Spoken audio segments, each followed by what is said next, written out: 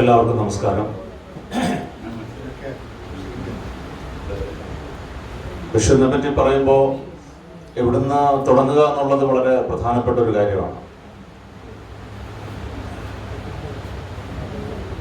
ആമുഖ പ്രഭാഷണത്തിലും സ്വാഗത പ്രഭാഷണത്തിലും ഒക്കെ ബഷീറിയൻ സാഹിത്യത്തിൻ്റെ ചില സൂചനകൾ, അദ്ദേഹത്തിൻ്റെ കഥാലോകത്തേക്ക് പ്രവേശിക്കാനുള്ള ചില താക്കോലുകളൊക്കെ നമുക്ക് ലഭിച്ചിട്ടുണ്ട്. വളരെ ലാളിത്യമാർന്ന ചില പ്രയോഗങ്ങളിലൂടെ സാഹിത്യത്തിൻ്റെയും പ്രകൃതി നിരീക്ഷണത്തിൻ്റെയും ഒക്കെ ഉയർന്ന തലങ്ങളിലേക്ക് എത്താൻ ബഷീറിൻ്റെ കഥാപാത്രങ്ങൾക്ക് അല്ലെങ്കിൽ ബഷീറിന് കഴിഞ്ഞു എന്നുള്ളത് വളരെ പ്രധാനപ്പെട്ട ഒരു വസ്തുതയാണ്. നേരത്തെ ഇവിടെ സൂചിപ്പിച്ചതുപോലെ ബഷീറിൻ്റെ ഏറ്റവും വിഖ്യാതമായിട്ടുള്ള വാചകങ്ങൾ വെളിച്ചത്തിന് എന്തൊരു വെളിച്ചം എന്ന് പറയുന്നുണ്ട്, ഒന്നും ചേർന്നാൽ ഇമ്മണി വലിയ ഒന്നാണ് എന്ന് പറയുന്നുണ്ട്. ഈ ഒന്നും ചേർന്നാൽ ഇമ്മണി വലിയ ഒന്നാണ് എന്ന് പറയുന്നത് അത് ആ പ്രദേശത്തിന്റെ ഭൂമിശാസ്ത്രപരമായ ഒരു പ്രത്യേകതയാണ്. അത് അക്കാഡമിക് ക്ലാസ്സിലെ ഒരു അറിവിന്റെ തുലാസ് കൊണ്ട് അതിനെ നമ്മൾ തൂക്കി നോക്കിയാൽ ശരിയായിട്ടുള്ള ഉത്തരം കിട്ടണമെന്നില്ല. ഐൻസ്റ്റീൻ പണ്ട് പറഞ്ഞിട്ടുണ്ട്, every child is A genius and education makes him A fool എന്ന് പറയുന്നുണ്ട്. അതിന്റെ പ്രധാനപ്പെട്ട ഒരു ഉദാഹരണമായിട്ട് നമുക്ക് വേണമെങ്കിൽ ഇതിനെ കാണാം. പ്രകൃതിയിൽ കാണുന്ന ഒരു ദൃശ്യമാണത്. രണ്ട് പുഴകൾ ചേർന്ന് ഒരു വലിയ പുഴയായിട്ട് മാറുമ്പോൾ ഒന്നും ചേർന്നാൽ എത്രയായി എന്ന് ചോദിച്ചാൽ അത് രണ്ട് എന്ന് അല്ലെങ്കിൽ പറയാൻ പറ്റുന്നതിനേക്കാൾ ഉപരി പരീക്ഷത്തിന് കിട്ടിയ ഒരു ഉത്തരം പ്രകൃതിയിൽ നിന്നുള്ള ഉത്തരവാണ്. ഇന്നത്തെ വിദ്യാഭ്യാസ സമ്പ്രദായം പ്രകൃതിയിൽ നിന്ന് എത്രമേൽ മാറി നിൽക്കുന്നു, അല്ലെങ്കിൽ നാച്ചുറൽ ആയിട്ടുള്ള ഒന്നല്ല കൃത്രിമമായിട്ടുള്ള ഒന്നാണെന്നുള്ളതിന്റെ ഏറ്റവും പ്രധാനപ്പെട്ട ഒരു ഉദാഹരണം അറിയാതെയെങ്കിലും ബഷീർ അതിലൂടെ നമുക്ക് പറഞ്ഞു തരികയാണ്.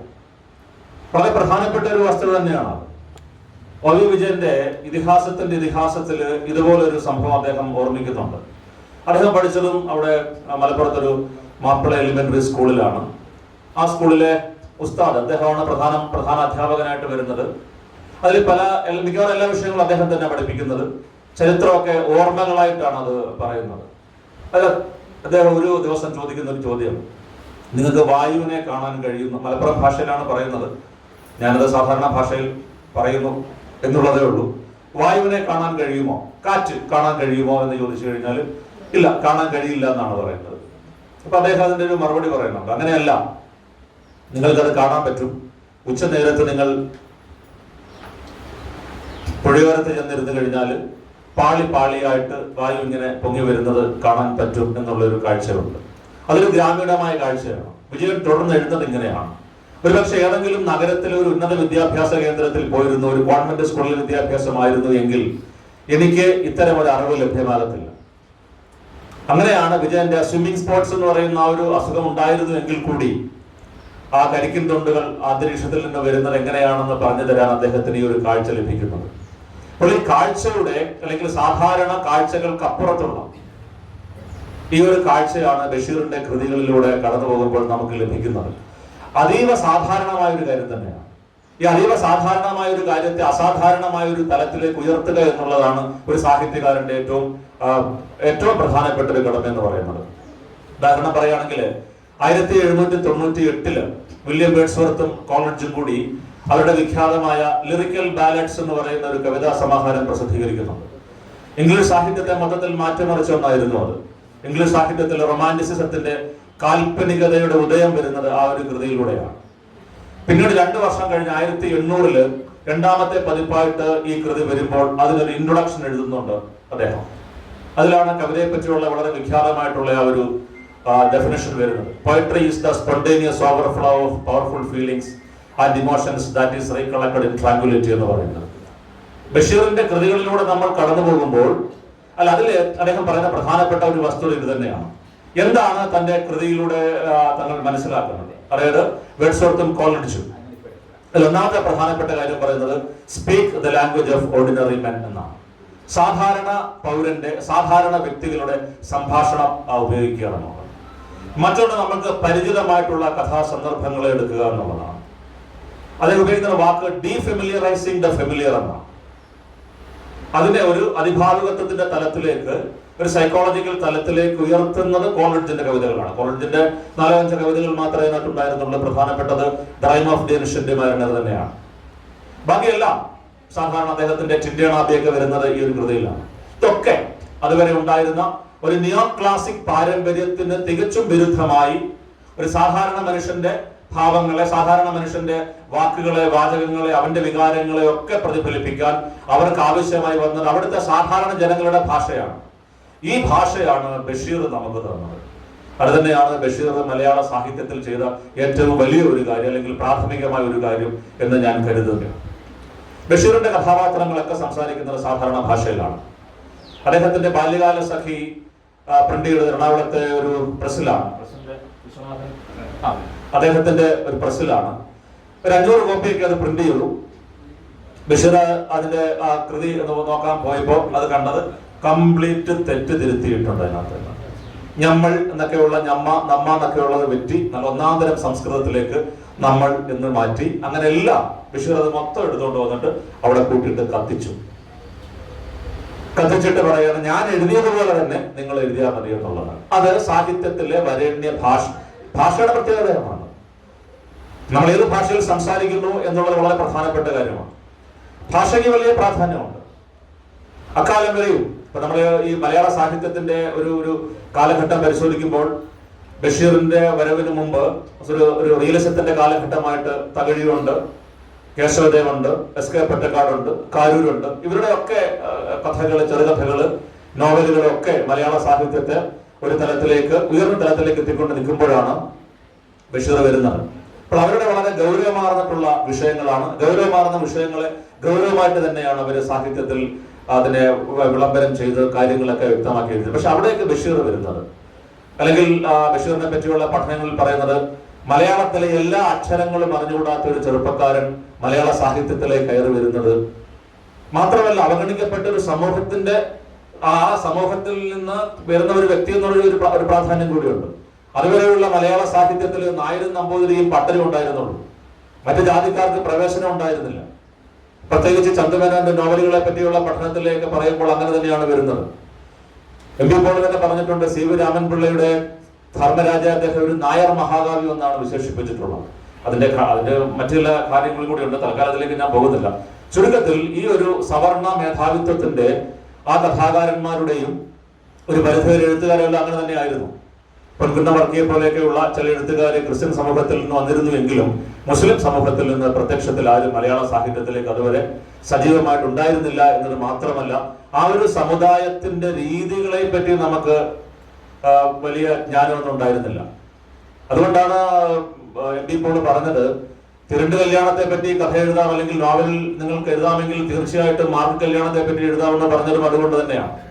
മഹാഭാരതത്തെ പറ്റി നമ്മൾ പറയുന്ന പ്രധാനപ്പെട്ട ഒരു കാര്യം, മഹാഭാരതത്തിൽ വ്യാസൻ അതിന്റെ ആമുഖത്തിൽ തന്നെ പറയുന്നുണ്ട്, ഇതിലുള്ളത് മറ്റെല്ലായിടവും കാണും, ഇതിലില്ലാത്തത് മറ്റെങ്ങും ഇല്ല എന്ന് പറയുന്നുണ്ട്. ഇതിഹാസ്ത്യത തന്നെത്ര എന്നെ ഹാസ്തിന തത്കുചിത് എന്ന് പറയുന്നുണ്ട്. ബഷീറോട് ചോദിക്കുന്നുണ്ട്, മഹാഭാരതത്തിൽ മാർക്ക് കല്യാണത്തെ പറ്റി പറയുന്നുണ്ടോ, സുന്നത്ത് കല്യാണത്തെ പറ്റി പറയുന്നുണ്ടോ എന്നൊരു അതൊരു വലിയ ചോദ്യമാണ്. അതായത് സാഹിത്യത്തിൽ നിങ്ങൾക്കൊരു അബ്സല്യൂട്ടിസം ഒരിക്കലും പാടില്ല, അല്ലെങ്കിൽ അങ്ങനെ ഒരു കാര്യം ഒരിക്കലും ഇല്ല. എല്ലാവർക്കും എല്ലാത്തിനെയും സാഹിത്യത്തിലൂടെ കൊണ്ടുവരാൻ പറ്റത്തില്ല. ഓരോ മേഖലകളിലേക്ക് അതിന്റെ പ്രത്യേകതകളായിട്ട് മാത്രമേ നിങ്ങൾക്ക് സാഹിത്യത്തിലേക്ക് ഓരോ ജനവിഭാഗത്തെയും ഓരോ ഭൂവിഭാഗത്തെയും ഒക്കെ കൊണ്ടുവരാനായിട്ട് സാധിക്കത്തുള്ളൂ. അങ്ങനെ മലയാളത്തില് അന്ന് വരെ ഇല്ലാതിരുന്ന ആ ഒരു പ്രത്യേക ജനവിഭാഗത്തെ, അതിന്റെ ഭാഷയെ, അതിന്റെ സംസ്കാരത്തെ, അതിന്റെ രീതികളെ ഒക്കെ കൊണ്ടുവന്നു എന്നുള്ളത് ബഷീർ ചെയ്തൊരു പ്രധാനപ്പെട്ട കാര്യമാണ്.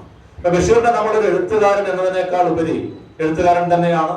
അദ്ദേഹം മലയാള സാഹിത്യത്തിൽ ഒരു കൾട്ട് ഫിഗർ, ഒരു പ്രതിഷ്ഠാ ബിംബമായിട്ട് പിൽക്കാലത്ത് മാറിയിട്ടുണ്ട്. ഒക്കെ ശരിയാണ്. എങ്കിലും ബഷീറിനെ നമ്മളൊരു എഴുത്തുകാരൻ എന്നതിനേക്കാൾ ഉപരി ആ കാലഘട്ടത്തിൽ പ്രസിദ്ധമായിട്ട് അല്ലെങ്കിൽ വന്നിരുന്നൊരു ചോദ്യമാണ്, കല കലയ്ക്ക് വേണ്ടിയുള്ളതോ കല ജീവിതത്തിന് വേണ്ടിയുള്ളതോ എന്നുള്ളൊരു വലിയ ചോദ്യമാണ്. Art for art sake and art for life sake എന്നുള്ള ഒരു വലിയ ചോദ്യം അവിടെ വരുന്നുണ്ട്. അതിനെപ്പറ്റിയുള്ള വലിയ ചർച്ചകൾ വരുന്നുണ്ട്.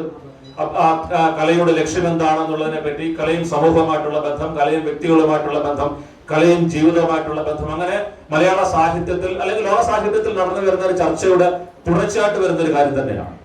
അവിടെ കടന്നു വരുമ്പോഴാണ് ഒരു ഘട്ടം കഴിയുമ്പോൾ കല ജീവിതം തന്നെ എന്ന് പറയുമ്പോൾ ജീവിതത്തിന്റെ ഒരു ഭാഗമായിട്ട് കല വരുന്നത്. കുട്ടികൃഷ്ണന്മാരുടെയൊക്കെ വിഖ്യാതമായിട്ടുള്ള പ്രബന്ധങ്ങൾ അങ്ങനെയുണ്ട്, കല ജീവിതം തന്നെ എന്നൊക്കെ പറയുന്നത് പോലെ. ആ രീതിയിൽ വൈക്കം മുഹമ്മദ് ബഷീർ ജീവിതത്തിൽ നിന്ന് പറിച്ച ഒരു ഏടാണ് ഇത് എന്ന് ബാല്യകാല സഖിക്ക് എഴുതിയ വളരെ പ്രസിദ്ധമായിട്ടുള്ള ഒരു അവതാരികയിൽ എം പി പോൾ സാർ പറയുന്നത് വെറുതെ അല്ല. അത് ഏത് അർത്ഥത്തിലാണ് അങ്ങനെ പറയുന്നത് എന്നുള്ളത് ആ ഒരു നോവലിനെ മാത്രം മുൻനിർത്തിയിട്ട് നമ്മൾ പറയുന്ന കാര്യം മാത്രമല്ല, അതൊരു ഒരു ജനവിഭാഗത്തെ, അവഗണിക്കപ്പെട്ട് കിടന്ന ഒരു ജനവിഭാഗത്തെ പ്രത്യക്ഷമായും സാംസ്കാരികപരമായിട്ടും സാംസ്കാരികമായിട്ടും ഒക്കെ വിജ്ഞാനപരമായിട്ടും ഒക്കെ ഒരുപാട് പിന്നോക്കം നിന്നിരുന്ന ഒരു സമൂഹത്തെ മലയാള സാഹിത്യത്തിന്റെ ആ നടുമുറ്റത്തേക്ക് വലിച്ചിട്ടു എന്നുള്ളത് തന്നെയാണ്, അല്ലെങ്കിൽ അതിനൊരു പ്രത്യേകമായി ഇടം കൊടുത്തു എന്നുള്ളതാണ് ബഷീർ ചെയ്ത ഏറ്റവും പ്രധാനപ്പെട്ട ഒരു കാര്യം. ആ രീതിയിൽ ബഷീർ ഒരു നവോത്ഥാന നായകനും കൂടിയാണ്, ഒരു സാഹിത്യകാരൻ മാത്രമല്ല.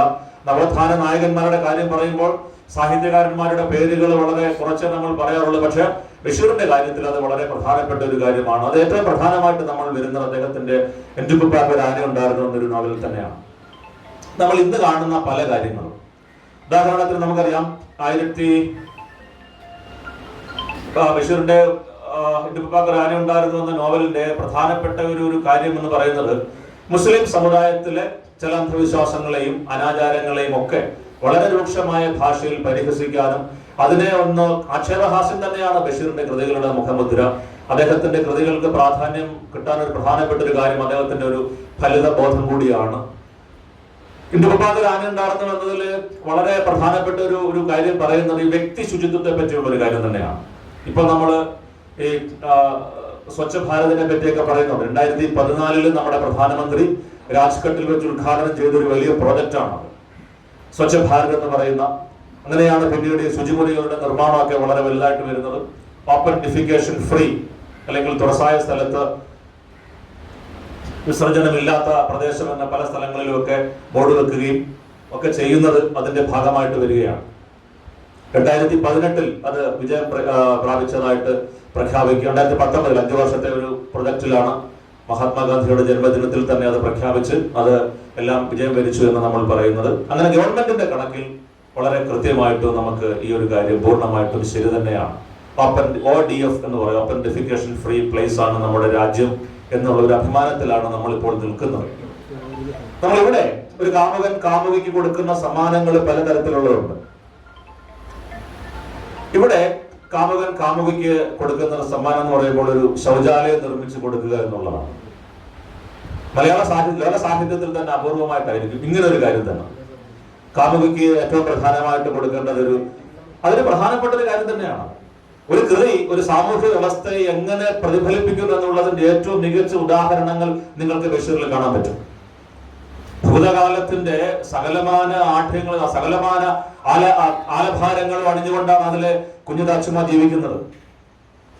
അവരുടെ ജോലി എന്ന് പറയുന്നത് വലിയ ആ ഒരു തറവാട്ടിൽ താമസിച്ച് അവരുടെ കഥകൾ കേൾക്കാനായിട്ട് കുറെ സ്ത്രീകൾ എപ്പോഴും വരും. എപ്പോഴും അവർക്ക് നല്ല തളിർവെച്ചിൽ കൊണ്ട് മുറുക്കി അവിടെ കഥകൾ പറയുകയാണ്.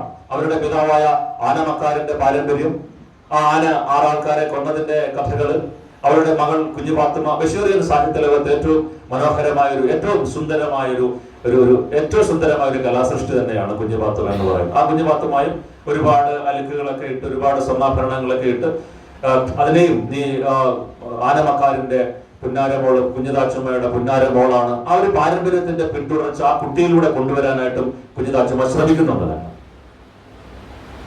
പക്ഷെ ഒരു കാര്യം അവർ മറന്നുപോയി, ഈ കുട്ടിക്ക് വിദ്യാഭ്യാസം കൊടുക്കുക, അക്ഷരാഭ്യാസം കൊടുക്കാനായിട്ട് തന്നെ.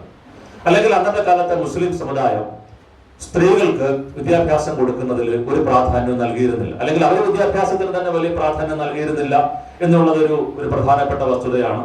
രണ്ടാമത്തെ വസ്തുത എന്ന് പറഞ്ഞു കഴിഞ്ഞാൽ സ്ത്രീകൾക്ക് തീരെയും വിദ്യാഭ്യാസം കൊടുത്തിരുന്നില്ല. അതിന്റെ പല ഉദാഹരണങ്ങളും MN കാരശ്ശേരി മാഷയുടെ ആത്മകഥ മാതൃഭൂമി ആഴ്ചപ്പതിപ്പിൽ വരുന്നുണ്ട്. 2 ആഴ്ച മുമ്പ് അതിനകത്ത് വന്നൊരു എപ്പിസോഡിൽ ഇങ്ങനെ പറയുന്നുണ്ട്. ഇപ്പൊ ഇദ്ദേഹം അവിടെ ഉസ്താദിന്റെ അടുത്ത് പഠിക്കാൻ പോയി, എന്തുകൊണ്ടാണ് അവിടെ അവർക്ക് വിദ്യാഭ്യാസം കൊടുക്കാതെ പറയുമ്പോൾ ഉസ്താദ് പറഞ്ഞ മറുപടിയാണ്, അവര് പ്രേമലേഖനം എഴുതും, അതുകൊണ്ടാണ് പെൺകുട്ടികളെ പഠിപ്പിക്കാതിരിക്കുക എന്ന് പറയുന്നത്. അപ്പൊ അതത്ര വലിയൊരു തെറ്റായിട്ടുള്ള ഒരു കാലഘട്ടമാണ്. സ്ത്രീകൾക്ക് വിദ്യാഭ്യാസം നൽകിയിരുന്നില്ല. അവർക്ക് ലഭ്യമായിരുന്ന ആകെയുള്ള ഒരു വിജ്ഞാനം എന്ന് പറയുമ്പോൾ ഈ മതപ്രഭാഷകന്മാരുടെ, മുസ്ലിം പണ്ഡിതന്മാരുടെ, ഉസ്താദുമാരുടെയൊക്കെ മതപ്രസംഗങ്ങൾ, രാപ്രസംഗങ്ങളാണ്. വയല് പറയുക എന്ന് പറയും. അതിൽ നിന്ന് കിട്ടിയിട്ടുള്ള ജ്ഞാനം മാത്രമേ ഈ കുഞ്ഞുതാച്ചുമായിട്ടുള്ളൂ. താൻ ജീവിക്കുന്ന ഒരു സമൂഹത്തിൽ നിന്ന് എത്രയോ അകലെയാണ് ആ സ്ത്രീ അവിടെ കഴിയുന്നത്. ആ സ്ത്രീയുടെ ഏറ്റവും വലിയ അഭിമാനവും അഹങ്കാരവും എന്ന് പറയുന്നത് തന്റെ പാരമ്പര്യത്തിന്റെ ആ ഒരു പിന്തുണയാണ്. സമ്പത്ത് കൊണ്ടും ആഠ്യത്വം കൊണ്ടും ഒക്കെ. പള്ളിയിലെ കൈക്കാരൻ തന്നെയാണ് തന്റെ ഭർത്താവ് വട്ടനടിമ. ഈ കഥാപാത്രങ്ങളുടെ പേര് തന്നെ നിങ്ങൾ നോക്കുക. സാധാരണ നമ്മൾ കാണുന്ന പേരൊന്നും അല്ല വരുന്നത്. ധാനമക്കാര്, വട്ടനടിമ, ഇങ്ങനെയൊക്കെയുള്ള കഥാപാത്രങ്ങള് സാധാരണ കഥാപാത്രങ്ങളാണ്. തലയോലപ്പറമ്പിൽ അതിന്റെയൊക്കെ പൂർവ്വ രൂപങ്ങളുണ്ട് എന്ന് നമുക്ക് നേരത്തെ ഇവിടെ സൂചിപ്പിച്ചിട്ടുണ്ടായിരുന്നു. അപ്പൊ ഈ കഥാപാത്രത്തിന്റെ ഭൂതകാല സ്മരണകളില്, ഭൂതകാല പാരമ്പര്യത്തിൽ അഭിരമിക്കുന്ന ഈ ഒരു കഥാപാത്രത്തിന്റെ എല്ലാ ചേഷ്ടകളെയും ഒരൊറ്റ ശബ്ദത്തിലൂടെയാണ് ബഷീർ പ്രതിഫലിപ്പിക്കുന്ന. ടോ എന്ന ശബ്ദം അവർ നടക്കുന്ന ആ മെതിയടിയുടെ ശബ്ദമാണ്. ആനക്കൊമ്പ് കൊണ്ടുണ്ടാക്കിയ ഒരു മെതിയുടെ ആ ശബ്ദത്തിലാണ്. അതിൽ കലാപരമായിട്ടുള്ള വളരെ ഒരു സൂക്ഷ്മമായ ഒരു സൂചന കൂടിയുണ്ട്. നിങ്ങൾക്ക് വേണമെങ്കിൽ ഒരു 1500 പേജിൽ ഇതിനെ ഇങ്ങനെ പരത്തി പറയാം. ആ പാരമ്പര്യത്തെ വളരെ ശക്തമായിട്ട് പരത്തി പറയാം. ഏതൊക്കെ രീതിയിലാണ് നിങ്ങൾ അത് തുടരുന്നതെന്നോ അതിനെ എങ്ങനെയാണ് കൊണ്ടുവരുന്നതെന്നൊക്കെ പറയാം. പക്ഷെ ഈ ഒരു ശബ്ദത്തിലൂടെ ആ പാരമ്പര്യത്തെ മുഴുവനും ഒരൊറ്റ വാക്കിലേക്ക് സംഗ്രഹിക്കുകയാണ്. ഒരു സമുദ്രത്തെ ഒരു കൈക്കൊമ്പിളിൽ ഒതുക്കുന്നത് പോലെ ആ കലാപരമായിട്ടുള്ള ഔന്നത്യത്തിലേക്ക് ബഷീർ എത്തുന്നത് ആ ഭൂതകാലത്തെ മുഴുവനും ഈ ഒരു വാക്കിലേക്ക്, ആ ഒരു ശബ്ദത്തിലേക്ക് സംക്രമിപ്പിക്കുന്നതിലൂടെ മാത്രമാണ്. ഉജ്ജ്വലമായ ഒരു കലാസെറ്റ് തന്നെയാണ് അത് വരുന്നത്. പിന്നീട് അതിന്റെ സാമ്പത്തികപരമായിട്ടുള്ള മറ്റു വിഷയങ്ങളും കൂടിയുണ്ട്. എങ്ങനെയാണ് ഈ പറയുന്ന വട്ടനടിമ ഇത്ര വലിയ പണക്കാരനായത്, ഇത്ര വലിയ ഒരു കൊട്ടാരം പോലെയുള്ള ഒരു വീട്ടിൽ താമസിക്കുന്നത്? അതിൽ പറയുന്ന സ്വത്ത് ഭാഗം വെക്കലിന്റെ മറ്റൊരു കാര്യം വരുന്നുണ്ട്. അദ്ദേഹത്തിന്റെ 7 സഹോദരിമാർക്ക് കൂടി അവകാശപ്പെട്ട സ്വത്തായിരുന്നു അത്. ആ സ്വത്ത് അദ്ദേഹത്തിന്റെ ഉമ്മയെ കൊണ്ടുപോയി കച്ചേരിയിൽ കൊണ്ടുപോയി തന്റെ പേരിലേക്ക് കൊണ്ടുവരുന്നുണ്ട്. അപ്പൊ ഈ കഥ നടക്കുമ്പോഴും ചില സൂചനകൾ നമുക്ക് അവിടെ കിട്ടുന്നുണ്ട്. കച്ചേരിയിൽ കേസുകൾ നടക്കുന്നുണ്ട്, ഒരുപാട് പൈസ, അങ്ങനെ സിവിൽ കേസുകളുടെ ഒരു കാലഘട്ടമായിരുന്നു. അങ്ങനെയാണ് ഈ പല ഈ സമൂഹങ്ങൾ, പ്രത്യേകിച്ച് നായന്മാരൊക്കെ മുടിഞ്ഞു പോകാനുള്ള പ്രധാനപ്പെട്ട ഒരു കാരണം എന്ന് പറഞ്ഞു കഴിഞ്ഞാൽ ഈ കോടതിയിൽ കേസ് അത് തന്നെയാണ്. ഒരു കഷണം ഭൂമിക്ക് വേണ്ടി ആയിരിക്കാം ദൈവട്ടനൊക്കെ പറയും, ശരിയാണത്. ഈ നായർ മേധാവിത്വത്തിന്റെ അതാണ് ഈ പാരമ്പര്യത്തിന്റെ ഒരു ഹുങ്ക് തന്നെയാണ് ആ പറയുന്നത്. തങ്ങൾ മറ്റുള്ളവരെക്കാൾ ശ്രേഷ്ഠമായ ഒരു ജന്മമാണ് എന്ന് പറയുന്നത് തെളിയിക്കുന്ന കോടതിയിലെ വക്കീലന്മാര് കോടീശ്വരന്മാരാകുക എന്നുള്ളതാണ്. ഈ പറയുന്ന ഒരു തുണ്ട് ഭൂമിക്ക് വേണ്ടി ആയിരിക്കാം ഒരുപാട് ഏക്കർ വസ്തു വിട്ടിട്ട് സിവിൽ കേസുകൾ, ഇന്ത്യൻ നിയമവ്യവസ്ഥയുടെ ആ ഒരു പാരമ്പര്യം നമുക്കറിയാം എത്രമാത്രം അത് ദൈർഘ്യമുള്ള ഒന്നാണെന്നത്. നിങ്ങൾക്ക് എത്ര വർഷം കഴിഞ്ഞ് വേണം ആ ഒരു. അപ്പൊ ഈ തന്റെ സഹോദരിമാർക്ക് കൂടി അവകാശപ്പെട്ട സ്വത്ത് അവരെ ഈ ഉമ്മയെ കൊണ്ട് അവിടെ ഒപ്പിടിപ്പിച്ചുകൊണ്ട് വരികയാണ്. കോടതിയിൽ വലിയ കേസുകൾ നടക്കുന്നുണ്ട്. ഈ പറയുന്ന വട്ടനടിമ വിജയിക്കുന്ന ഘട്ടത്തിലാണ് ഒരു ക്രൂഷ്യൽ എവിഡൻസ് അവിടെ വരുന്നത്. എന്താണത്? ഉമ്മായിക്ക് ഭ്രാന്തായിരുന്നു എന്ന്, അല്ലെങ്കിൽ തലയ്ക്ക് നല്ല സുഖമില്ലാതിരുന്നു. ആ സമയത്താണ് ഈ പറയുന്നത് പോലെ ഈ കരാർ എഴുതി എന്നുള്ളത് കൊണ്ടും, അപ്പൊ അതിന് ലീഗൽ വാലിഡിറ്റി ഇല്ല എന്നുള്ളത് കൊണ്ട് വട്ടനടിമയ്ക്ക് എതിരായിട്ട് ഈ കേസ് വരികയും അദ്ദേഹത്തിന് ആ ഒരു വലിയ കൊട്ടാരത്തിൽ നിന്ന് ഇറങ്ങി പോകേണ്ടി വരികയും ചെയ്യുന്ന ഒരു ഘട്ടം തന്നെയാണ് അത്. ഈ പറയുന്ന സമുദായത്തിന്റെ സാമ്പത്തികമായിട്ടുള്ള ഒരു വലിയ പ്രശ്നങ്ങൾ കൂടി അത് ചർച്ച ചെയ്യുന്നുണ്ട് എന്നുള്ളതാണ്. വളരെ വിപുലമായ ഒരു ചർച്ച. കാര്യം സ്ത്രീകളുടെ സ്വത്തിന്റെ പിന്തുടർച്ച അവകാശ ക്രമം എന്ന് പറയുമ്പോൾ ഇപ്പോഴും നമ്മൾക്കൊരു ഈ സിവിൽ പ്രത്യേകിച്ച് ഈ കാര്യങ്ങളിൽ ഒരു ഏകീകൃതമായിട്ടുള്ള ഒന്നല്ല. ഹിന്ദുക്കളുടെ കൂട്ടല്ല ക്രിസ്ത്യാനികൾക്കുള്ളത്. ഇപ്പൊ സുറിയാനി ക്രിസ്ത്യാനികളുടെ കാര്യം നമുക്കറിയാം. അരുന്ധതി റോയുടെ അമ്മ മേരി റോയ് അവര് സുപ്രീം കോടതി വരെ കേസ് നടത്തിയതാണ്. തനിക്ക് അവകാശപ്പെട്ട സ്വത്ത് തന്റെ അത് സുറിയാനി ക്രിസ്ത്യാനികളില് സ്ത്രീകൾക്ക് സ്വത്തവകാശം, വിവാഹം കഴിച്ചു കഴിഞ്ഞാൽ കുടുംബത്തിൽ സ്വത്തവകാശമില്ല എന്നുള്ളതാണ്. പിന്നീട് അവർ സുപ്രീം കോടതി വരെ പോയി കേസ് നടത്തിയപ്പോഴാണ് നമ്മൾ മലയാളികളും അറിയുന്നത് എല്ലാവരും ഒരുപോലെയല്ല, അല്ലെങ്കിൽ എല്ലാ നിയമങ്ങളും ഒരുപോലെയല്ല, പാരമ്പര്യ നിയമങ്ങളും സ്വത്തവകാശ നിയമങ്ങളും ഒക്കെ ഓരോരുത്തർക്കും വ്യത്യസ്തമാണ് എന്ന് പറയുന്ന ആ ഒരു അറിവ് നമുക്ക് ലഭിക്കുന്നത് അവരുടെ ആ ഒരു കോടതിയിലെ കേസിലൂടെ തന്നെയാണ്. അതുപോലെ ഇവിടെയും കോടതി ഒരു പ്രധാനമായിട്ട് ഒരു ഘടകമായിട്ട് വരുന്നു. ആ കോടതിയിലെ കേസിലൂടെ ഒരു കാലഘട്ടം അവസാനിക്കുന്നു, മറ്റൊരു കാലഘട്ടം തുടങ്ങുന്നു. ഇവിടെ ഏറ്റവും അനാഥത്വം അനുഭവിക്കുന്ന കഥാപാത്രം കുഞ്ഞുപാത്തുമ്മയാണ്. ഒന്ന്, അവൾക്ക് വിദ്യാഭ്യാസമില്ല, ഒരു ജോലിയും ചെയ്യിച്ചില്ല എന്നുള്ളതാണ്. ഇവർക്ക് ഒരു ചായ ഇടാൻ പോലും അറിയില്ല, അരി വെക്കാൻ അറിയില്ല, അരി വാർക്കാൻ അറിയില്ല, കുടുംബത്തിൽ ഒരു ജോലി അറിയില്ല. കാരണം കുഞ്ഞിതാച്ചമ്മ പറഞ്ഞിട്ടുണ്ട്, നീ ആനമക്കാരുടെ കൊച്ചുമോളാണ്, നീ ഇതൊന്നും ജോലി ചെയ്യേണ്ടവളല്ല എന്നുള്ളതാണ്. അപ്പൊ ഈ പാരമ്പര്യത്തിന്റെ മിഥ്യാബോധം യാഥാർത്ഥ്യത്തിൽ നിന്നൊരു വ്യക്തിയെ എത്രമാത്രം ദൂരേക്ക് മാറ്റുന്നു എന്നുള്ളത് നമ്മൾ മനസ്സിലാക്കേണ്ടതാണ്. പിന്നെ അവരിതൊക്കെ ഓരോന്നോരോന്നായിട്ട് പഠിച്ചു വരികയും ചെയ്യുന്നുണ്ട്. പിന്നീട് വട്ടനടിമ ജീവിക്കാൻ വേണ്ടി ഓരോരോ കാര്യങ്ങൾ ചെയ്യുന്നുണ്ട്. കച്ചവടമാണ് അതിൽ പറയുന്ന പ്രധാനപ്പെട്ട മറ്റൊരു കാര്യം എന്ന് പറയുമ്പോൾ മുസ്ലിങ്ങളുടെ ഒരേ ഒരു തൊഴിൽ എന്ന് പറഞ്ഞാൽ കച്ചവടം മാത്രമാണ്. മറ്റൊന്നിലേക്കും ആ കാലഘട്ടത്തിലെ മുസ്ലിങ്ങൾ പോകുന്നില്ല എന്നുള്ളതാണ്. വട്ടനടിമ പല കച്ചവടം ചെയ്യുന്നുണ്ട്, ഒന്നിലും വലുതായിട്ട് വിജയിക്കുന്നില്ല. അവസാനം ചെമ്മീൻ കച്ചവടം ചെയ്യുന്നുണ്ട് എന്നത്. ചെമ്മീൻ, അപ്പൊ ഈ കുഞ്ഞിതാച്ചമ്മ ഇയാളെ പിന്നെ വിളിക്കാത്ത തെറിയില്ല എന്നുള്ളതാണ്. സ്വന്തം ഭർത്താവിന് പൂരാറഞ്ച പുറഞ്ച ചീത്ത വിളിയാണ്.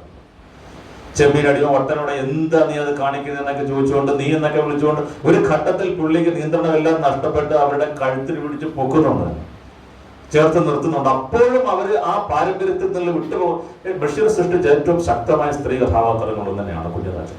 നമുക്ക് തന്നെ തോന്നും ചിലപ്പോൾ രണ്ടെണ്ണം പൊട്ടിക്കാൻ. അത്ര ഒരു കയ്യിലിരിപ്പ് അങ്ങനെ തന്നെയാണ്. ഒരു നേരത്തെ ആഹാരത്തിന് വഴങ്ങിയില്ലെങ്കിൽ ഇപ്പോഴും ആ മെതിയടി എങ്ങനെ അവർ കൊണ്ടുവന്നിട്ടുണ്ട്, ആ മെതിയടി കൊണ്ടുവന്നിട്ടുണ്ട്. ആ മെതിയടിയുടെ പുറത്താണ് ഇപ്പോഴും നടക്കുന്നത്. ആ കഥാപാത്രം ഇപ്പോഴും ആ പാരമ്പര്യത്തിൽ തന്നെയാണ്. അവർ ഭൂതകാലത്തിലേക്ക് വന്നില്ല. അവർ ആകാശമാളികയിൽ തന്നെ ഇരിക്കുകയാണ്. അവർ താഴേക്ക് ഇറങ്ങി വന്നിട്ടില്ല. പിന്നീട് ആ കഥാപാത്രം താഴേക്ക് ഇറങ്ങി വരാൻ കാര്യം അവരുടെ അയലത്ത് താമസിക്കാൻ വന്നിട്ടുള്ള നിസാർ അഹമ്മദ് എന്ന് പറയുന്ന ആ ഒരു പുരോഗമനവാദിയായിട്ടുള്ള ഒരു ചെറുപ്പക്കാരനാണ്. അവിടെ വെച്ചാണ് നമ്മൾ നേരത്തെ പറഞ്ഞ ഈ ഒരു പ്രശ്നത്തിലേക്ക് ഒരു വലിയ ചോദ്യം വരുന്നത്. നിസാർ അഹമ്മദിന്റെ സഹോദരി ആയിഷ ഒരു ദിവസം നമ്മുടെ കുഞ്ഞുപാത്തുമ്മയോട് ചോദിക്കുന്നുണ്ട് തന്നെ, നിങ്ങളുടെ ഉമ്മ എന്തിനാണ് ഈ ഇടവഴിയെല്ലാം കൂടി ഇങ്ങനെ നാറ്റി നിൽക്കുന്നതെന്ന് പറഞ്ഞു. അവര് വിസർജനം ചെയ്യുന്നത് ഇടവഴിയിലാണ്. അപ്പോൾ അവർ ചോദ്യം ചെയ്യുമ്പോൾ അവർ പറഞ്ഞത്, ഞാൻ ആനമക്കാരന്റെ മോളാണ്, എനിക്ക് എന്തും ചെയ്യാൻ ലൈസൻസ് ഉണ്ട്. ലൈസൻസ് എന്നല്ല ഒരു വാക്ക്, ലൈനസ് അങ്ങനെ കണ്ടാണ് അതിനകത്ത് ആ ഒരു വാക്ക്. എനിക്ക് എന്തിന് ലൈസൻസ് ഉണ്ട്. ആ സ്ത്രീ അക്സെപ്റ്റ് ചെയ്യുന്നില്ല. അന്ന് പരസ്യമായിട്ട് ഇത്തരം കാര്യങ്ങൾ ചെയ്യുക എന്നുള്ളത് നാട്ടുനടപ്പായിരുന്നു എന്നുള്ളത് പ്രധാനപ്പെട്ട ഒരു കാര്യം തന്നെയാണ്. അത് രാത്രിയിലായിരുന്നു സ്ത്രീകൾ ഈ പറയുന്ന അവരുടെ വലിയൊരു ആരോഗ്യ പ്രശ്നം തന്നെയായിരുന്നു അത്. ഈ സൂര്യാസ്തമയത്തിന് ശേഷം അല്ലെങ്കിൽ സൂര്യോദയത്തിന് മുമ്പ് മാത്രമായിരുന്നു അവർക്ക് ഇത്തരം കാര്യങ്ങളിലേക്ക് ചെയ്യാൻ കഴിയുന്നത്. അപ്പോൾ ഈ ഒരു നാട്ടുപുറത്തിന്റെ ഭംഗി എന്ന് പറഞ്ഞു കഴിഞ്ഞാൽ അതിന്റെ ഇടവഴികളാണ്. ആലങ്കോട് ലീലാകൃഷ്ണനൊക്കെ വളരെ മനോഹരമായിട്ട് ഇടവഴികളെ പറ്റിയൊക്കെ എഴുതിയിട്ടുണ്ട്. MTയുടെ കൃതികളിലേക്ക് നമുക്ക് ഒരുപാട് കാണാൻ പറ്റുന്നത്. ചമ്പകവും ഞാവലും ഒക്കെ പൂത്തു നിൽക്കുന്ന, ധാരാളം പൂക്കളിടന്ന് വീഴുന്ന ആ ഇടവഴികളെ പറ്റിയൊക്കെ ധാരാളമായിട്ട് കൃതികൾ വായിച്ചിട്ടുണ്ട്. ഒരു ഗ്രാമത്തിന്റെ സൗന്ദര്യവും ആ ഗ്രാമത്തിന്റെ ജീവനാടിയും ഈ പറയുന്ന ഇടവഴി, ആ ഇടവഴിയാണ് ഇങ്ങനെ നാറ്റുന്നത്. അപ്പൊ അവര് ചോദിക്കുമ്പോൾ പറയുന്നത് തന്നെ എനിക്ക് അതിനുള്ള ലൈസൻസ് ഉണ്ടെന്നാണ്. അപ്പൊ ഒരു പ്രധാനപ്പെട്ട ഒരു ചോദ്യം അവിടെ വരുന്നുണ്ട്. ഈ പറയുന്ന പിന്നീട് ഇവർ തമ്മിലുള്ള ചില ബന്ധത്തിലൂടെ അല്ലെങ്കിൽ ചില സംഭാഷണങ്ങളിലൂടെ ഒക്കെ ഇവർ തമ്മിലുള്ള ഒരു ഇഷ്ടം അങ്ങോട്ടും ഇങ്ങോട്ടും ഒക്കെ പറയുന്നുണ്ട്. അപ്പോൾ ഈ വട്ടനടുപ്പ് ഇങ്ങനെ ചോദിക്കുന്നുണ്ട്, അദ്ദേഹത്തിനുണ്ട് മാറണമെന്നുണ്ട് ഈ കാര്യങ്ങളൊക്കെ. അപ്പൊ എന്താണെന്ന് ചോദിക്കുമ്പോൾ വളരെ എളുപ്പമുള്ള കാര്യമാണ്. കുറച്ച് കമ്പും കുറച്ച് ഓലമിടലും ഉണ്ടെന്നുണ്ടെങ്കിൽ നിങ്ങൾക്ക് അത് ചെയ്യാവുന്നുള്ളതേ ഉള്ളൂ. അപ്പോൾ ഈ നിസാർ അഹമ്മദ് അദ്ദേഹത്തിന്റെ പറമ്പിൽ ജോലി ചെയ്യുന്നത് കാണുമ്പോൾ ഈ കുഞ്ഞിതാച്ചുമായിക്ക് ഭയങ്കരമായിട്ടുള്ള ഒരു അസ്വസ്ഥതയാണ്. കാര്യം ഒരു മുസ്ലിം മണ്ണിൽ പണിയെടുക്കുക എന്നുള്ളത് അവരുടെ സങ്കല്പത്തിലേ ഇല്ല. അതുപോലെ തന്നെയാണ് കുഞ്ഞുപാത്തുമായിക്ക് ആ ഒരു കാര്യം തന്നെ വരുന്നത്. അതുപോലെ തന്നെയാണ് അവർക്കും ഈ ഒരു കാര്യം ആദ്യം അംഗീകരിക്കാൻ വളരെ ബുദ്ധിമുട്ടാണ്. അങ്ങനെ മണ്ണിൽ പണിയെടുക്കുന്ന വിദ്യാസമ്പന്നനായ ശുചിത്വ ബോധമുള്ള ആ ഒരു കാര്യം വളരെ വ്യക്തമായിട്ട് ഇവിടെ പറയുന്നു. ബഷീറിന്റെ കൃതികളിൽ ഏറ്റവും പ്രധാനമായിട്ട് വരുന്നത് ഒരു സമുദായത്തിന്റെ അല്ലെങ്കിൽ പൊതുവെ ഒരു സമൂഹത്തിന്റെ ശുചിത്വ ബോധത്തെ പറ്റി വളരെ നന്നായിട്ട് വളരെ പ്രധാനമായിട്ടുള്ള ഒരു കാര്യം പറയുന്നുണ്ട്. ഇപ്പൊ നിങ്ങൾക്ക് സെൻസസ് പല ആൾക്കാരും വന്നിട്ടുണ്ടാവും. സെൻസസിന്റെ ഇപ്പൊ ഞാൻ സെൻസസിന്റെ ഒരു ട്രെയിനറാണ്. സെൻസസിന്റെ ക്ലാസ്സുകളൊക്കെ എടുക്കുന്ന സമയത്ത് അതിൽ പ്രധാനപ്പെട്ട ഒരു വിഭാഗം എന്ന് പറയുമ്പോൾ ഈ ശുചിത്വത്തെ പറ്റിയുള്ള കാര്യമാണ്. നിങ്ങളുടെ ടോയ്ലറ്റ് എങ്ങനെയുള്ളതാണ്, ഇപ്പൊ സെപ്റ്റിക് ടാങ്ക് ആണോ അല്ലെങ്കിൽ 1 പിറ്റ് ആണോ അല്ലെങ്കിൽ 2 പിറ്റ് ആണോ, അങ്ങനെയൊക്കെയുള്ള കാര്യങ്ങളാണ് അതിനകത്ത് പ്രധാനമായിട്ട് വരുന്നത്. ഇപ്പൊ ഹിന്ദു പത്രത്തിൽ ഇപ്പൊ നമ്മുടെ ഇവിടെ തുടങ്ങിയതുള്ളെങ്കിൽ നോർത്ത് ഇന്ത്യൻ സ്റ്റേറ്റിലേക്ക് അത് ഏതാണ്ട് കഴിയാറായി. അവിടെ ഹിന്ദുവില് പ്രധാനമായി ഒരു ദിവസം എഡിറ്റോറിയലും പല ദിവസങ്ങളിലും ഈ വാർത്ത വന്നത് അതിൽ ഈ പറയുന്നത് പോലെ നമ്മൾ നേരത്തെ പറഞ്ഞു ODF ആയിട്ട് പല സംസ്ഥാനങ്ങളും പ്രഖ്യാപിച്ചിട്ടുണ്ടെങ്കിലും ഇപ്പോഴും ആൾക്കാർ താമസിക്കുന്നത് അല്ലെങ്കിൽ ആൾക്കാർ ഇത്തരം കാര്യങ്ങൾ ചെയ്യുന്നത് വയലിൽ തന്നെയാണ്, പരസ്യമായിട്ട് തന്നെയാണ്, രാത്രിയുടെ മറവിൽ അങ്ങനെയാണ് കാര്യങ്ങൾ ചെയ്യുന്നത്. അപ്പോൾ ടോയ്ലറ്റ് ഇല്ല എന്നവർ അതിനെപ്പറ്റി രേഖപ്പെടുത്തി വെച്ചപ്പോൾ പെട്ടെന്ന് തന്നെ ഇപ്പം എല്ലാം ഡിജിറ്റലാണല്ലോ, മൊബൈലിൽ ചെയ്യുന്നത് കൊണ്ട് മേലുദ്യോഗസ്ഥന്മാർ വന്നിട്ട് അങ്ങനെയല്ല, അത് നിങ്ങൾ മാറ്റിയിട്ട് ആക്സസ് ടു ടോയ്ലറ്റ് എന്ന് പറയുന്ന അടുത്ത ഓപ്ഷനിലേക്ക് പോകാനായിട്ട് പറഞ്ഞിട്ടുണ്ട്. പൂർണ്ണമായിട്ട് നമ്മൾ ഇപ്പോഴും ആ ഒരു അവസ്ഥയിൽ നിന്ന് മോചിതനായിട്ടില്ല. മറ്റൊരു കാര്യം, നിങ്ങൾ ചില ആൾക്കാരെങ്കിലും കണ്ടിട്ടുണ്ടാവും, ഈ ടോയ്ലറ്റ് പ്രേം കഹാനി എന്ന് പറഞ്ഞുകൊണ്ട് ഒരു സിനിമ വന്നിട്ടുണ്ടായിരുന്നു. അത് അക്ഷയ് കുമാറിന്റെ ഒരു സിനിമയാണ്. അതിലും പ്രധാനപ്പെട്ട ഒരു കാര്യം ഇത് തന്നെയാണ്. വിവാഹം കഴിച്ച് മധ്യപ്രദേശിലെ ഒരു പെൺകുട്ടിയുടെ യഥാർത്ഥ ജീവിതത്തെ ആസ്പദമായി കല്യാണം കഴിച്ച് ഭർത്തൃ വീട്ടിലേക്ക് അയക്കുന്നു. അവർ പിറ്റേ ദിവസം തിരിച്ചു വരുന്നു, കാര്യം വീട്ടിൽ ടോയ്ലറ്റ് ഇല്ല. അത് പിന്നീട് ഒരു വലിയ സംഭവമായിട്ട് മാറുന്നു. ഹരിയാനയിലേക്കുള്ള ഗ്രാമമുഖ്യന്മാർ അല്ലെങ്കിൽ ഓരോ ഗ്രാമത്തിലും അവിടെ എഴുതി വെച്ചേക്കുന്നത് നോ ടോയ്ലറ്റ് നോ ബ്രൈഡ് എന്നാണ്. ടോയ്ലറ്റ് ഇല്ലാത്ത വീട്ടിലേക്ക് പെൺകുട്ടികളെ കല്യാണം കഴിപ്പിക്കും. ഇതൊക്കെ നമ്മൾ ചർച്ച ചെയ്യാൻ തുടങ്ങിയിട്ട് അധികം നാളായിട്ടില്ല. ബഷീർ എന്ന് പറഞ്ഞിട്ടുള്ള കാര്യം തന്നെ. അപ്പൊ കടന്ന് കാണുന്നവനാണ് സാഹിത്യകാരൻ എന്നുള്ളതിന്റെ ഏറ്റവും വലിയ ഉദാഹരണമായിട്ടാണ് ഒരു കുടുംബത്തിന്റെ രീതികളിലൂടെ ഒരു സമൂഹത്തിന്റെ മുഴുവൻ സ്വഭാവങ്ങളെയും അദ്ദേഹം പറയുന്നുണ്ട്. അപ്പൊ അങ്ങനെ ആ രീതിയിലേക്ക് ആ ഒരു കഥാപാത്രത്തിലൂടെ ആ ഒരു കലാസൃഷ്ടിയിലൂടെ ഒരു സമൂഹത്തിന്റെ അല്ലെങ്കിൽ ഒരു വ്യക്തി സമൂഹത്തിന്റെ ഒരു വലിയ ചോദ്യചിഹ്നം അദ്ദേഹം അവിടെ ഒരു വലിയ സംവാദത്തിന് ഇട നൽകുകയാണ്. വ്യക്തി ശുചിത്വം എത്രമാത്രം പ്രാധാന്യമുള്ളതാണ് എന്നുള്ളത് ഏറ്റവും പ്രധാനപ്പെട്ട ഒരു വസ്തുതയാണ്. അത് സാഹിത്യത്തിലൂടെ നമ്മൾ നേരത്തെ പറഞ്ഞ ഇത് തന്നെയാണ് നാരായണ ഗുരു ചെയ്തത്. ശ്രീനാരായണ ഗുരുവിനെ നവോത്ഥാന നായകനായിട്ട് നമ്മൾ കാണുന്നതിന്റെ പ്രധാനപ്പെട്ട ഒരു കാര്യം എന്ന് പറയുമ്പോൾ അദ്ദേഹം ഈ പറയുന്നത് പോലെയുള്ള അന്ധവിശ്വാസങ്ങൾക്കും അനാചാരങ്ങൾക്കും എതിരായിട്ട് ശക്തമായിട്ട് പോരാടി. ഈ അന്ധവിശ്വാസം അനാചാരം എന്തായിരുന്നു എന്ന് ചോദിച്ചു കഴിഞ്ഞാൽ അന്നത്തെ ആചാരങ്ങളായിരുന്നു. അവരുടെ ദൈവങ്ങൾ അങ്ങനെയുള്ള ദൈവങ്ങളായിരുന്നു. മാടനും മറുതയും മറ്റമുലച്ചയും പോലെയുള്ള ദൈവങ്ങളായിരുന്നു. അവർക്ക് അർപ്പിച്ചിരുന്ന ഈ നൈവേദ്യങ്ങൾ എന്ന് പറയുമ്പോൾ ഈ പറയുന്ന കള്ള്, ചാരായം, അതുപോലെ കോഴി, അവനെ പിന്നെ അവിടെ കൊണ്ടുപോയിട്ട് കോഴി അറുത്ത് അതിന്റെ മുമ്പിലേക്ക് വെക്കുക, എന്നിട്ട് അത് പ്രസാദമായിട്ട് കൊണ്ടുപോയിട്ട് ആ കാര്യങ്ങളൊക്കെ ചെയ്യുക. വളരെ ക്രൂഡായിട്ടുള്ള ഒരു ആരാധനാ സമ്പ്രദായമായിരുന്നു അത്. കുളി എന്ന് പറഞ്ഞു കഴിഞ്ഞാൽ അത്ര കർശനമായിട്ട് നടപ്പാക്കേണ്ടുന്ന അല്ലെങ്കിൽ കൃത്യമായിട്ട് പാലിക്കേണ്ടുന്ന ഒരു കാര്യമായിരുന്നു എന്നുള്ളതൊന്നും അത്ര പ്രാധാന്യമായിരുന്നില്ല. ഇതിനെയാണ് നാരായണ ഗുരു കൃത്യമായിട്ട് മാറ്റിയത്. വസ്ത്രത്തിൽ ശുദ്ധി ഉണ്ടാവണം, ശരീരത്തിൽ ശുദ്ധി ഉണ്ടാകണം, ഭാഷയിൽ ശുദ്ധി ഉണ്ടാകണം. അപ്പൊ ഈ ഭാഷയുടെ കാര്യം പറയുമ്പോൾ ഈ ഭാഷയുടെ ശുദ്ധിയെ പറ്റി വളരെ രസകരമായിട്ട് അതിൽ തന്നെ കോൺട്രാസ്റ്റിംഗ് ആയിട്ടുള്ള ഈ പല സ്വഭാവ സവിശേഷതകൾ ബഷീറിന്റെ കൃതികളിൽ തന്നെ വരുന്നുണ്ട്. ഭാഷയുടെ പ്രത്യേകത പിന്നെ നമുക്ക് പിന്നീട് സമയമുണ്ടെങ്കിൽ ചർച്ച ചെയ്യാവുന്ന കാര്യം തന്നെയാണ്. അപ്പോൾ ഇങ്ങനെ ഈ കഥാപാത്രത്തിലൂടെ ഈ കഥാപാത്രത്തിന്റെ രീതികളിലൂടെ ഒക്കെ ഒരു സാമൂഹിക നവോത്ഥാനത്തിന്റെ രീതികളിലൂടെ വളരെ പ്രധാനപ്പെട്ട ഒരു പങ്ക് വഹിച്ചിട്ടുണ്ട് ബഷീർ എന്നുള്ളത് വളരെ സ്മരണാർഹമായിട്ടുള്ള ഒരു കാര്യം തന്നെ, വളരെ പഠനാർഹമായിട്ടുള്ള കാര്യം തന്നെയാണ്. ബഷീറിനെ പറ്റിയുള്ള ഏറ്റവും പ്രധാനപ്പെട്ട ഒരു കാര്യം എന്ന് പറഞ്ഞാൽ ബഷീറിന്റെ കൃതികളെ പറ്റി ആഴത്തിലുള്ള പഠനങ്ങൾ വളരെ കുറവാണ്. ബഷീർ എന്ന വ്യക്തിയെ പറ്റി നമുക്ക് ധാരാളം അറിയാം. മലയാളത്തിൽ ഇത്രയധികം ആഘോഷിക്കപ്പെട്ട ഒരു എഴുത്തുകാരൻ വേറെയില്ല. ബഷീറിന്റെ കൃതികളുടെ പേര് ബഷീറിന്റെ സമ്പൂർണ്ണ കൃതികൾ എത്ര പേര് ഇതിനകത്ത് വായിച്ചിട്ടുണ്ടെന്ന് ചോദിച്ചു കഴിഞ്ഞാൽ വളരെ കുറച്ചു പേര് അതിനകത്ത് ഉണ്ടാവുന്നുള്ള കാര്യം പൂർണ്ണമായിട്ടും ഞാൻ പറയാം. അതാണ് പ്രശ്നം. ഇതിപ്പോ വായിച്ചിട്ടില്ല എന്നുള്ളതാണ്. ആ കൃതികള് നമ്മൾക്ക് ആ കൃതികളിലൂടെ കടക്കുമ്പോൾ ആ കൃതികളിൽ എന്താണുള്ളത് എന്നുള്ളത്, ആ കൃതികളിൽ പറയുന്ന കാര്യങ്ങൾ എന്താണ് എന്നുള്ളത്. ഇതില് ബഷീറിന്റെ ഏറ്റവും അവസാനമായിട്ട് പ്രസിദ്ധീകരിച്ച പ്രധാനപ്പെട്ട കൃതി എന്ന് പറയുന്നത് എം ടി വാസുദേവൻ നായരുടെ ക്ലാസിക് ബുക്ക് ട്രസ്റ്റിന്റെ അനുരാഗത്തിന്റെ ദിനങ്ങൾ എന്നാണ്. ബഷീറിന് 73 വയസ്സുള്ളപ്പോഴാണ് ആ കൃതി പ്രസിദ്ധീകരിക്കുന്നത്. 35 വയസ്സുള്ളപ്പോൾ എഴുതിയൊരു കൃതിയാണ്. ആ കൃതിയുടെ ആമുഖത്തിൽ എന്റെ പ്രിയപ്പെട്ട കാഥികൻ എന്ന് പറഞ്ഞുകൊണ്ട് എന്റെ ഒരു പഠനമെന്നോ ഓർമ്മക്കുറിപ്പെന്നോ ഒക്കെ പറയാവുന്ന ഒരു കാര്യം എഴുതുന്നുണ്ട്. പക്ഷെ അതിൽ ഈ കൃതിയെ പറ്റി വളരെ വളരെ കുറച്ച് മാത്രമേ ഉള്ളൂ. അല്ലെങ്കിൽ ബഷീറിന്റെ കൃതികളെ പറ്റിയുള്ള കാര്യങ്ങൾ വളരെ കുറവാണ്. ബഷീർ എന്ന വ്യക്തിയെ പറ്റിയാണ്. ബഷീർ എന്തായിരുന്നു എന്നും, ബഷീർ കോഴിക്കോട് ഇപ്പം നേരത്തെ സൂചിപ്പിച്ചു, അദ്ദേഹം വിവാഹം കഴിച്ച് ചന്ദ്രകാന്തത്തിൽ എസ് കെ പൊറ്റക്കാടിന്റെ വീടാണ്, അവിടെ താമസിക്കാൻ വന്നപ്പോൾ ഇദ്ദേഹം അസിസ്റ്റന്റ് ആയിട്ട് കൂടുന്നതും പിന്നെ അവിടുത്തെ പഴയ ഗുസ്തി മുറകൾ മറ്റു കാര്യങ്ങൾ അതൊക്കെ പഠിപ്പിക്കുന്നത്, പാചകം പഠിപ്പിക്കുന്നത്. അപ്പോൾ പിന്നീട് 50 വർഷം മുമ്പ് പിന്നീട് എപ്പോഴോ കപ്പലിൽ ജോലി ഉണ്ടായിരുന്ന ഒരാൾ, വൈക്കത്തുകാരൻ ഒരു ബഷീർ ഉണ്ടായിരുന്നു, അദ്ദേഹത്തെ കലാസിയായിട്ടുള്ള ഒരു ബഷീറിനെ അന്വേഷിച്ച് വരുന്ന കാര്യങ്ങളും പിന്നീട് അദ്ദേഹത്തിന് ഭ്രാന്ത് വരുന്നതും കോഴിക്കോട്ടെ ആ വീട്ടിൽ നിന്ന് പിന്നീട് കോഴിക്കോട്ടെ തന്നെ ശാന്തകുമാർ ഡോക്ടറുടെ ഹോസ്പിറ്റലിൽ നിന്നും അവിടുന്ന് പിന്നീട് തൃശ്ശൂർ ചെയ്യാരത്തെ വല്ലപ്പുഴയുടെ ഹോസ്പിറ്റലിൽ കൊണ്ടുവരുന്ന കാര്യങ്ങൾ, അതിനെപ്പറ്റിയൊക്കെയുള്ള വിശദമായിട്ടുള്ള ഒരു കാര്യങ്ങളെന്നല്ലാതെ അതിനെപ്പറ്റി ഗൗരവമായിട്ടുള്ള ഒരു പഠനം വളരെ കുറവ് തന്നെയാണ്.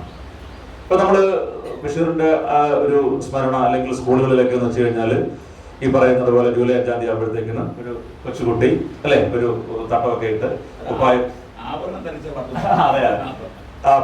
ഒരു ആടുമായിട്ട് ഇങ്ങനെ കൊണ്ടു നടന്ന് ആ രീതിയിലേക്ക് ഒരു ഷോ എന്നതിനപ്പുറത്തേക്ക് ബഷീറിന്റെ കൃതികളുടെ ഒരു പഠനം അങ്ങനെ മലയാളത്തിലും വളരെ കാര്യമായിട്ട് കണ്ടിട്ടില്ല. വിജയമാഷയുടെ ഒരു കൃതിയുണ്ട്, മരുഭൂമികൾ പൂക്കുമ്പോൾ എന്ന് പറയുന്ന ഒരു കൃതി. അതൊരു പഠനം എന്നതിനേക്കാൾ ഒരു 1-2 പ്രഭാഷണങ്ങളുടെ ഒരു കളക്ഷൻ എന്നതിനേക്കാൾ ആധികാരികമായ രീതിയിൽ ബഷീറിന്റെ കൃതികളെ പറ്റിയുള്ള പഠനം വന്നിട്ടില്ല എന്ന് തന്നെയാണ് എൻ്റെ ഒരു വിശ്വാസം. ഒരുപാട് ഞാൻ നോക്കി, പക്ഷെ അപ്പോൾ ഈ പറയുന്നത് പോലെ കൃത്യമായിട്ട് കിട്ടിയിരുന്നില്ല. അത് എം ടി തന്നെ പറയുന്നുണ്ട്. അദ്ദേഹത്തിന്റെ ഈ അനുരാഗത്തിന്റെ ദിനങ്ങളുടെ അഭിമുഖത്തിൽ പറയുന്ന ഒരു കാര്യം എന്ന് പറയുമ്പോൾ ഈ വയലാലിൽ ചെന്ന് ബഷീറിനെ കാണുമ്പോൾ ബഷീർ ചോദിക്കുന്നുണ്ട്, വാസു നീ എവിടെയാണ്, നിന്നെ ഇങ്ങോട്ടൊന്നും കാണുന്നില്ലല്ലോ. അതിന് അദ്ദേഹം പറഞ്ഞ മറുപടിയാണ്, സത്യം പറഞ്ഞു കഴിഞ്ഞാൽ ഇങ്ങോട്ട് വരാൻ മടിയാണ്, എപ്പോഴും അഭിമുഖക്കാരുണ്ടാകും എന്നാണ് കേൾവി. അവർ വീട്ടിൽ നിന്ന് ഇറങ്ങുമ്പോൾ തന്നെ യാത്രാ വിവരണം തുടങ്ങും. വീട്ടിൽ നിന്ന് ബസ് സ്റ്റാൻഡിലേക്കോ റെയിൽവേ സ്റ്റേഷനിലോ പോകുമ്പോൾ പിന്നെ ഇവിടെ വരുന്നു, 2 ഏക്കർ പറമ്പിനെ പറ്റി വിശദമായിട്ട് പറയുന്നു, ഗുരുപത്നിയെ പറ്റിയുള്ള വർണ്ണനകൾ, കടുംചായ കുടിക്കുന്നതിനെ പറ്റിയുള്ള കാര്യങ്ങൾ, പിന്നെ പാമ്പ്, പഴുതാര, പൂക്കൾ, ഇതിനെ പറ്റിയൊക്കെയുള്ള കാര്യങ്ങളാണ്. ഇതെല്ലാം കഴിഞ്ഞിട്ട് പിന്നീട് ബേപ്പൂർ സുൽത്താൻ എന്ന് പറയുന്ന ആ ഒരു പേരും MT പറയുന്നുണ്ട്, അത് അസഹനീയമായ രീതിയിൽ വന്ന് കഴിഞ്ഞിരിക്കുന്നു എന്നും പറയുന്നുണ്ട്. അപ്പോൾ ഇത്തരത്തിലുള്ള എഴുത്തുകാരനെ ആഘോഷിക്കുന്ന ആ ഒരു രീതിയിലേക്ക് മാറി അദ്ദേഹത്തിന്റെ എഴുത്ത് കൃത്യമായിട്ട് അങ്ങനെ കൃത്യമായ രീതിയിലുള്ള പഠനങ്ങൾ വന്നിട്ടില്ല എന്നുള്ളത് വളരെ മനോഹരമായിട്ട് അദ്ദേഹം എഴുതിയിട്ടുണ്ട്, വളരെ കൃത്യമായിട്ട് എഴുതിയിട്ടുണ്ട്. ഇപ്പൊ ബാല്യകാല സഖിയുടെ കാര്യങ്ങൾ പറയുകയാണെങ്കിൽ ആ കൃതിയെ MT പോൾ വളരെ പല ആൾക്കാർ പിന്നീട് കുത്തനായ സാറൊക്കെ പറഞ്ഞിട്ടുണ്ട്, അതിനെ ക്രമാതീതമായിട്ട് പുകഴ്ത്തി എന്നൊക്കെയുള്ള രീതിയിലേക്ക് തന്നെ വരുന്നുണ്ട്. ഇപ്പൊ ജീവിതത്തിൽ നിന്ന് വലിച്ചേറിയ ഒരു ഏടാണ്, അതിൽ ചോര പിടിഞ്ഞിരിക്കുന്നു. ലോല മനസ്കരായിട്ടുള്ള ആൾക്കാർ ഇത് വായിക്കുമ്പോൾ ശ്രദ്ധിക്കണം, അതിൽ ബോധക്ഷയം ഉണ്ടാകും എന്നൊക്കെ പറഞ്ഞിട്ടുണ്ട്. പിന്നീട് അദ്ദേഹത്തിന്റെ നോവൽ സാഹിത്യത്തിൽ ബഷീറിനെ മലയാളത്തിന്റെ DH ലോറൻസ് എന്നൊക്കെ പറയുന്ന രീതിയിലേക്ക് അദ്ദേഹം പുകഴ്ത്തിയിട്ടുണ്ട്. അത്രമാത്രം അല്ലെങ്കിൽ അത്തരത്തിലുള്ള പഠനങ്ങൾ കൃത്യമായിട്ട് ബഷീറിന്റെ കൃതികളെ പറ്റി വന്നിട്ടില്ല എന്നുള്ളത് ഒരു യാഥാർത്ഥ്യമായിട്ട് അവശേഷിക്കും. അപ്പൊ എഴുത്തുകാരൻ അത് നമ്മുടെ ഒരു കുഴപ്പം തന്നെയാണ്. ഒരു പരിധി വരെ അദ്ദേഹം അതിന് MT അതിനെ വളരെ രൂക്ഷമായ രീതിയിൽ അതിനെ പരിഹസിക്കുക, അദ്ദേഹത്തോട് നേരിട്ട് ചോദിക്കുകയും ചെയ്യുന്നുണ്ട്.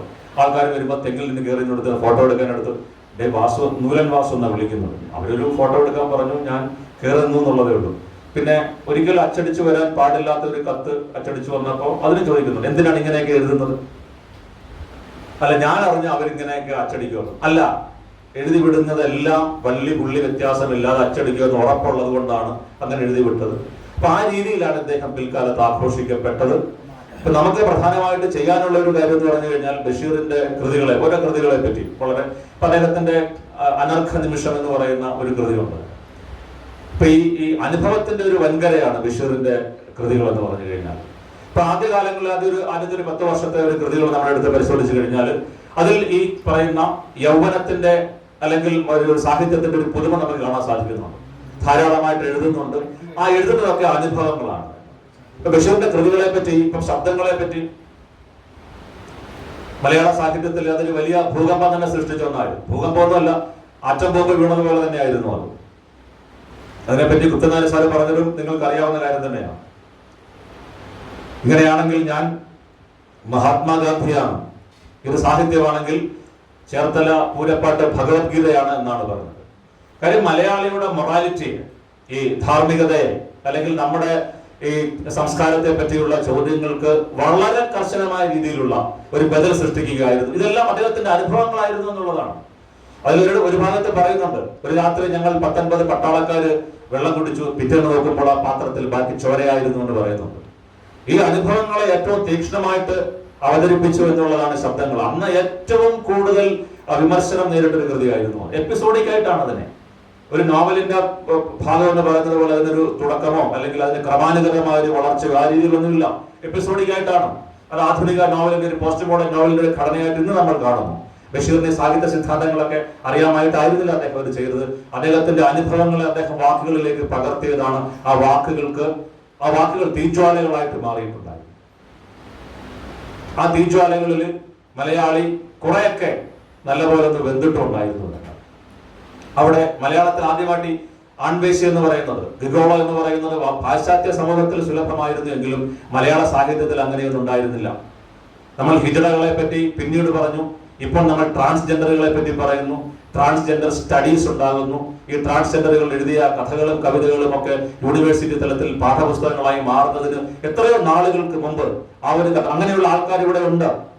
പക്ഷെ അവർക്ക് സമൂഹത്തിൽ ജീവിക്കാൻ ഒരു മാർഗവുമില്ല.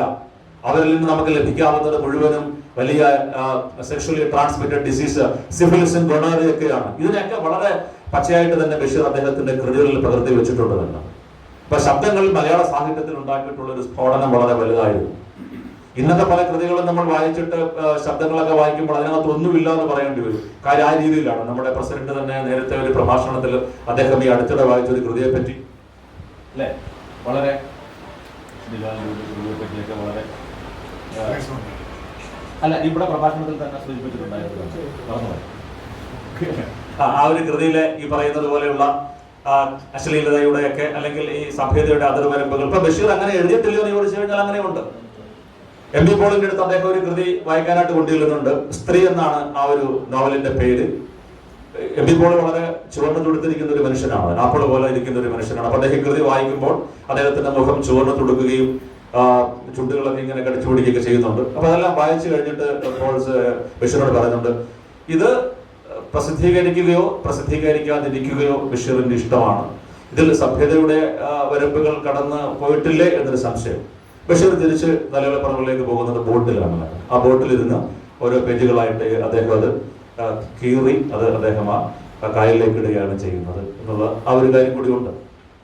പിന്നെ അദ്ദേഹത്തിന്റെ കൃതികളെ പറ്റി പറയുകയാണെങ്കിൽ ഈ ഷേക്സ്പിയറിന്റെ പ്രസിദ്ധമായിട്ടുള്ള ഒരു വാചകമുണ്ട്, the poet, the lunatic, the lover, all of imaginations all compact. കവി, കാമുകൻ, ഭ്രാന്തൻ, ഇവർക്കെല്ലാവർക്കും ഒരുമിച്ച് ചേർക്കാവുന്ന ഭാവനകളാണുള്ളത്. ഇപ്പൊ ബഷീറിന്റെ ചില കൃതികൾ വായിക്കുമ്പോൾ അത് യാഥാർത്ഥ്യമാണോ ഭാവനയാണോ എന്ന് നമുക്ക് അല്ലെ ആ ഒരു സങ്കല്പത്തിലേക്കൊക്കെ പോകും. മാർക്കസിന്റെ ചില കൃതികൾ വായിക്കുന്ന പോലെയാണ്. ഇപ്പൊ നീലവെളിച്ചം എന്ന് പറയുന്ന ഒരു കൃതി, അതിന് രണ്ട് വകഭേദങ്ങളുണ്ട്. ഒന്ന് അദ്ദേഹം അത് എറണാകുളത്ത് ഒരു ഹോട്ടലിൽ താമസിക്കുമ്പോൾ നടന്ന സംഭവമാണെന്നും പറയുന്നുണ്ട്. അങ്ങനെയല്ല, പൂങ്കുന്നത്ത് ഒരു വീട്ടിൽ താമസിക്കുമ്പോൾ. അപ്പൊ അങ്ങനെ ഒരു തൃശ്ശൂർ ടച്ച് കൂടി ആ ഒരു കൃതിക്ക് വരുന്നുണ്ട്. അപ്പോൾ എങ്ങനെയാണ് അതിനെ ആ ഒരു അവസ്ഥയിലേക്ക് മാറ്റുന്നത്? പിന്നീട് അതിനെപ്പറ്റി പറഞ്ഞു കേട്ടിട്ടുള്ളത്, അപ്പൊ അന്ന് ഈ എറണാകുളത്ത് മറൈൻ ഡ്രൈവിൽ അവിടെ ചേർന്നൊരു വീട്ടിൽ താമസിക്കുമ്പോൾ രാത്രിയിൽ ആൾക്കാർ മത്സ്യബന്ധനത്തിന് പോകുന്നത് ചെറിയ തോണിയിലാണ്. അപ്പോൾ അതിൽ അവിടെ ചെറിയ വിളക്കുകൾ എത്തിച്ചു വെക്കുന്നത്. ആ വിളക്കുകളുടെ ആ ഒരു പ്രതിഫലനം വളരെ മനോഹരമായ രീതിയിൽ ഒരു ലൈറ്റിംഗ് പാറ്റേൺ ആണ്. ഒന്നല്ല, ഒരുപാട് ചെറിയ വള്ളങ്ങൾ, ചെറിയ വഞ്ചികൾ അങ്ങനെ പോകുമ്പോൾ അതിന്റെ ലൈറ്റിന്റെ ഒരു റിഫ്ലക്ഷൻ അങ്ങനെ അങ്ങോട്ട് മാറുന്നുണ്ട്. ഈ ബഷീറിന്റെ ഈ ഒരു ഭാവനയും കൂടി, ഭ്രാന്തോളം എത്തുന്ന, ഉന്മാദോളം എത്തുന്ന ഈ ഒരു ഭാവനയും കൂടി ആകുമ്പോഴത്തേക്കിന് അത് മറ്റൊരു തലത്തിലേക്ക് മാറുന്നുണ്ട്. അങ്ങനെ നമുക്ക് മലയാളത്തിൽ വളരെ മനോഹരമായിട്ടുള്ള ഒരു കൃതി ലഭിക്കുന്നുണ്ട്. അത് പിന്നീട് ചലച്ചിത്രമാകുമ്പോൾ അത് ഒരു ഭാർഗവി നിലയമാകുന്നുണ്ട്. ഭാർഗവി നിലയം എന്ന് പറയുന്നത് മലയാളത്തിൽ ഒരു ശൈലിയായിട്ട് മാറുന്നുണ്ട്. ഇതുപോലെ വിഖ്യാതമായിട്ടുള്ള മറ്റൊരു കൃതിയുണ്ട്, എഡ്ഗർ അലൻ പോയുടെ the fall of the house of Usher എന്ന് പറഞ്ഞിട്ടുള്ള ഒരു കൃതിയുണ്ട്. ഏകദേശം ഇതുപോലെ തന്നെയാണ്. അത് ഈ പറഞ്ഞതുപോലെ ഒരു ഗോഥിക് സൃഷ്ടിയാണ്, ഗോഥിക് വീടാണ്. ആ വീട്ടിലേക്ക് അവിടെ ചെല്ലുമ്പോൾ എഴുത്തുകാരനെ അവിടെ ക്ഷണിക്കുകയാണ്. അപ്പോൾ ആ വീട്ടിന്റെ ഉടമസ്ഥൻ അദ്ദേഹത്തിന്റെ കഥകൾ പറയുകയാണ്. അദ്ദേഹത്തിന്റെ സഹോദരി അവിടെയുണ്ട്. ആ സഹോദരി മാഡലിൻ എന്നാണ് ആ സഹോദരിയുടെ പേര്. വളരെ ഭീതിജനകമായിട്ടുള്ള അന്തരീക്ഷത്തിലാണ് ഈ കഥയെല്ലാം നടക്കുന്നത്. വളരെ മനോഹരമായിട്ടുള്ള ഒരു കഥയാണ്. ഈ പറയുന്നത് പോലുള്ള ഈ ഭീതിയുടെ അന്തരീക്ഷത്തിൽ ഒരു ഗോഥിക് വീട്ടിൽ നടക്കുന്ന ആ ഒരു സംഭവമാണ്. അവസാനം ഈ ഇറങ്ങിത്തിരിയും അദ്ദേഹം കഥയെല്ലാം കേട്ട് ഇറങ്ങിത്തിരിയുമ്പോഴത്തേക്കിന് വലിയ ഇടിമിന്നൽ വെട്ടി ആ വീട് രണ്ടായിട്ട് പിളർന്നു പോവുകയാണ് ഞാൻ ചെയ്യുന്നത്. അപ്പോൾ ഈ ഭാർഗവി നിലയത്തിൽ സംഭവിക്കുന്നത് ഈ ഒരു കാര്യം തന്നെയാണ്. നീലവെളിച്ചം എന്ന് പറയുന്ന ആ ഒരു ചെറിയ ആ സംഭവത്തെ അടിസ്ഥാനമാക്കിയിട്ട് അതിനെ മലയാളത്തിലെ ആദ്യത്തെ ഒരു ക്രൈം ത്രില്ലർ എന്ന് വേണമെങ്കിൽ പറയാം. ഒന്നാമത്തെ ഒരു കുറ്റാന്വേഷണ കഥയാണ്, ഒരു കൊലപാതകത്തിന്റെ അന്വേഷണമാണ് വരുന്നത്. അതിലൂടെയാണ് പത്മദളാക്ഷൻ എന്ന് പറയുന്ന വ്യക്തി കുതിരവട്ടം പപ്പുവായിട്ട് മാറുന്നത്. ബഷീറാണ് അദ്ദേഹത്തിന് ആ ഒരു പേര് കൊടുക്കുന്നത്. പിന്നെ അതിലെ മനോഹരമായിട്ടുള്ള പാട്ടുകൾ, ഇവിടെ ജോസേട്ടനും പ്രമോള ചേച്ചിയൊക്കെ പാട്ടുകൾ പാടുന്നുണ്ട്. അതിൽ അദ്ദേഹം ഭാസ്കരമാഷാണ് അതിലെ പാട്ടുകൾ എഴുതിയിട്ടുള്ളത്. ഏകാന്തതയുടെ അപാര തീരം, അത് ആ തിരക്കഥ വായിച്ചു കഴിഞ്ഞാൽ ഭാസ്കരമാഷൻ ചെയ്തിട്ടുള്ള കാര്യം എന്ന് പറയുമ്പോൾ ഇമേജറികൾ കംപ്ലീറ്റ് ബഷീർ എഴുതി വെച്ചിട്ടുണ്ട്. അതിനെ മറ്റു രീതിയിലേക്കൊന്ന് അടുക്കി വെക്കുക മാത്രമേ അദ്ദേഹം ചെയ്തിട്ടുള്ളൂ. ഈ പറയുന്നത് പോലെ തളിർമയ വിളയിതിന്റെ തങ്കവെള്ള കിളിങ്ങിയല്ലോ എന്നൊക്കെയുള്ള ആ വരികൾ, അല്ലെങ്കിൽ അതിന്റെ ആ മനോഹരമായിട്ടുള്ള ബിംബ സൂചനകളൊക്കെ ആ തിരക്കഥയിൽ ധാരാളമായിട്ട് കാണാം. അപ്പൊ അത്ര മനോഹരമായ രീതിയിലേക്ക് ബഷീർ ഒരു തിരക്കഥ എഴുതിയിട്ടുള്ളൂ. ഈ പറയുന്ന ഭാർഗവി നിലയത്തിന്റെ ആ ഒരു തിരക്കഥ എഴുതിയിട്ടുള്ളൂ. അതിലെ ചില സംഭാഷണങ്ങളൊക്കെ ഇന്ന് നമ്മൾ നോക്കുമ്പോൾ കാലഘട്ടം മാറി വരികയാണ്. ഈ പറഞ്ഞതുപോലെ പൂർണ്ണമായ രീതിയിൽ നിങ്ങൾക്ക് അതിനെ സാധാരണഗതിയിലേക്ക് കൊണ്ടുവരാൻ പറ്റത്തില്ല. ഈ സംഭാഷണത്തിൻ്റെതായിട്ടുള്ള ഒരു പ്രത്യേകത, ഈ ഒരു കവിയുടെ കാൽപ്പനിക ഭാവങ്ങളുടെ മുഴുവൻ, പ്രത്യേകിച്ച് പ്രണയത്തിന്റെയും സൗന്ദര്യത്തിന്റെയും ഒരു ആരാധകനായിരുന്നു ബഷീർ. പിൽക്കാലഘട്ടത്തിന്റെ കഷണ്ടിയൊക്കെ അദ്ദേഹം വളരെ മോശമായ, അല്ലെങ്കിൽ അതിന്റെ ഒരു അവകർഷണ ബോധമൊക്കെ ഉണ്ടായിരുന്നെങ്കിലും ഒരു വലിയ സൗന്ദര്യാരാധകനായിരുന്നു ബഷീർ. അതിന്റെ മറ്റൊരു പ്രത്യേകത എന്ന് പറഞ്ഞു കഴിഞ്ഞാൽ, ഈ പാത്തുമ്മയുടെ ആടിനെ പറ്റി പറയുമ്പോൾ അതില് ഈ കുട്ടികള് സ്കൂൾ കഴിഞ്ഞ് വരുമ്പോൾ ഇദ്ദേഹത്തെ ഇങ്ങനെ നോക്കിച്ചിരിക്കുകയും മറ്റു കാര്യങ്ങളൊക്കെ ചെയ്യുന്നു. യഥാർത്ഥത്തിൽ അവർ അദ്ദേഹത്തെ എല്ലാം നോക്കിയത്. അപ്പൊ അതിനെപ്പറ്റി വിശദമായിട്ടുള്ള കാര്യങ്ങളാണെന്ന് ഡോക്ടർ പറയാമെന്നുള്ളത് കൊണ്ട് ഞാൻ അതിനെപ്പറ്റി കൂടുതലായിട്ട് പറയുന്നില്ല. അതിലൊരു കാര്യം കൂടി ഞാനത് പറഞ്ഞുകൊണ്ട് എൻ്റെ വാക്കുകൾ ഇവിടെ നിർത്താം. പറയാൻ ഇനിയും ഒരുപാട് ബാക്കിയുണ്ട് എന്നുള്ള ഒരു ഉറപ്പും എനിക്ക് തന്നെയുണ്ട്. അതില് ഈ പാത്തുമ്മയുടെ ആടിന്റെ പ്രധാനപ്പെട്ട പല തലത്തിൽ അതിനെ വ്യാഖ്യാനിക്കാം. ആ ഒരു ലോകം മൾട്ടി ഡയമെൻഷണൽ വേൾഡ് ആണ്. ഒരു കുടുംബത്തിനകത്തേക്ക് നിങ്ങൾ ഇറങ്ങി നിൽക്കുന്നു എന്ന് പറഞ്ഞു കഴിഞ്ഞാൽ അതിൽ ഓരോ വ്യക്തിയും ഓരോ ലോകമാണ്. ഒരു സ്വസ്ഥമായിട്ട് എഴുതാൻ വേണ്ടിയിട്ട് ബഷീർ അവിടെ എത്തുന്നു. അദ്ദേഹത്തിന് ചുറ്റും നടക്കുന്നത് ഈ പറയുന്ന ശബ്ദകോലാഹലങ്ങളുടെ ഒരു വലിയ വാദ്യമേളമാണ്. അതിലേറ്റവും പ്രധാനപ്പെട്ട ഒരു വസ്തു എന്ന് പറയുമ്പോൾ അതിന്റെ സാമ്പത്തികമാണ്. നമ്മുടെ മുൻ ധനകാര്യമന്ത്രി ഡോക്ടർ തോമസ് ഐസക് ഒരു ബജറ്റ് അവതരിപ്പിച്ചപ്പോൾ ഈ പാത്തുമ്മയുടെ ആടിനെ തീം ബേസ് ചെയ്തുകൊണ്ടാണ് അദ്ദേഹം അത് അവതരിപ്പിച്ചത്. അതിൽ പ്രധാനപ്പെട്ട ഇക്കണോമിക്സ് ഇത്രയേ ഉള്ളൂ. സമ്പത്തിന് എല്ലാവർക്കും, കാശിന് എല്ലാവർക്കും ആവശ്യമുണ്ട്. പക്ഷെ കാശ് വളരെ കുറച്ചേ ഉള്ളൂ. എന്നാൽ കാര്യങ്ങളെല്ലാം നടക്കുകയും വേണം. വലിയൊരു ഇക്കണോമിക്സ് ആണത്. ഈ ഒരു വീട്ടിൽ അല്ലെങ്കിൽ ഈ ബഷീറാണ് അവിടുത്തെ സോഴ്സ് ഓഫ് ഇൻകം എന്ന് പറയുന്നത്. ആ വീട്ടിൽ ഒരുപാട് ആൾക്കാരുണ്ട്. ഒരു 18 പേര് ആ വീട്ടിലുണ്ട്. ഈ 18 പേർക്കും 18 ആവശ്യങ്ങളാണുള്ളത്. ഈ 18 ആവശ്യങ്ങൾ നിവർത്തിക്കാനുള്ള സോഴ്സ് ഓഫ് ഇൻകം എന്ന് പറയുന്നത് ബഷീർ മാത്രമാണ്. ഈ ഉമ്മ പറയുന്നുണ്ട്, എനിക്ക് പണം തരുമ്പോൾ നമ്മൾ ഒരുപക്ഷെ ചിലപ്പോഴൊക്കെ ഒരു ദേഷ്യമ്മയോടൊക്കെ തോന്നുന്നുണ്ട്, എനിക്ക് 25 രൂപ തരണം അല്ലെങ്കിൽ 100 രൂപ. ഇത് സ്നേഹം കൂടി വരുന്നു. ബഷീറിനോട് ചില ഘട്ടത്തിൽ സ്നേഹം കൂടി വരുന്നു. എപ്പോഴാണ്? മണി ഓർഡർ വരുന്ന കാര്യം അറിയുമ്പോൾ. കാര്യം പോസ്റ്റ്മാൻ കുട്ടപ്പിള്ള ഇവർക്ക് എല്ലാവർക്കും അറിയാം. അപ്പൊ കുട്ടപ്പിള്ള പറയും അദ്ദേഹത്തിന്റെ സഹോദരങ്ങളോട്, അബ്ദുൽ ഖാദറിനോട്, ഖനീഫോടൊക്കെ പറയും, കാക്കയ്ക്ക് മണി ഓർഡർ വരുന്നുണ്ട്, അത് 100 രൂപയുടെ മണി ഓർഡർ ആണ്. അപ്പൊ അതിന്റെ കൃത്യമായിട്ടുള്ള ഡിവിഷൻ അവിടെ ഓരോ ആൾക്കാർക്ക് ഇത്രയും രീതിയിലേക്ക് തന്നെ. അപ്പോൾ ഇവിടെ ഉമ്മയ്ക്ക് കൊടുക്കുന്ന പൈസ ഉമ്മ തന്നെ എടുക്കുകയല്ല, അത് അബ്ദുൽ ഖാദറിലേക്ക് പോകുന്നുണ്ട്. കാര്യം കുടുംബത്തിന്റെ ചെലവുകളൊക്കെ നടക്കുന്നത് അബ്ദുൽ ഖാദറാണ്. അത് മാത്രമല്ല, ബഷീറിന് അന്ന് ഈ ഭ്രാന്തിന്റെ ചികിത്സ കഴിഞ്ഞ് വരുന്ന ഘട്ടത്തിൽ അദ്ദേഹത്തിന് കഴിക്കാൻ പ്രത്യേകമായിട്ടുള്ള ഭക്ഷണം, പഴങ്ങൾ, ആ കാര്യങ്ങളൊക്കെ വേണം. അതിനും പണം വേണം തന്നെ. പിന്നെ ഉള്ളതെന്ന് പറഞ്ഞു കഴിഞ്ഞാൽ ഈ ഭാവിയിൽ സംഭവിക്കാൻ പോകുന്ന ഒരു വരുമാനത്തിന്റെ കാര്യമാണ്. പാത്തുമ്മയുടെ ആട് പ്രസവിക്കുമ്പോൾ പാല് വിറ്റ് കിട്ടിയിട്ട് സംഭവിക്കുന്ന കാര്യങ്ങളാണ്. അപ്പൊ ഇങ്ങനെയുള്ള പല പല കാര്യങ്ങളിലൂടെ അതൊരു തോമസ് ഐസക്കിനെ പോലെയുള്ള ഒരു സാമ്പത്തിക ശാസ്ത്രജ്ഞന് ഈ കൃതി വായിച്ചപ്പോൾ നമ്മൾ വായിച്ചിട്ടുള്ള ഹാസ്യമല്ല, ഇതിന് പെണ്ണുങ്ങളുടെ ബുദ്ധി എന്നാണ് ബഷീർ സബ്ടൈറ്റിൽ കൊടുത്തതെങ്കിലും അദ്ദേഹത്തിന് അത് മറ്റു രീതിയിലേക്ക് ഒരു സാമ്പത്തിക ഇതിനെ അടിസ്ഥാനമാക്കി ഒരു സംസ്ഥാനത്തിന്റെ ബജറ്റ് വരികയാണ്. അപ്പൊ നമ്മൾ നേരത്തെ പറഞ്ഞതുപോലെ സാമൂഹികവും മാത്രമല്ല, അപ്പൊ അതിന് വളരെ മനോഹരമായിട്ടുള്ള പഠനമായിട്ട് കൊണ്ട് നടക്കാവുന്ന ഒരു മേഖലയാണ് സാമ്പത്തിക ശാസ്ത്രത്തിൽ. അതിന് നിങ്ങൾക്ക് അറിവുണ്ടായിരിക്കണം.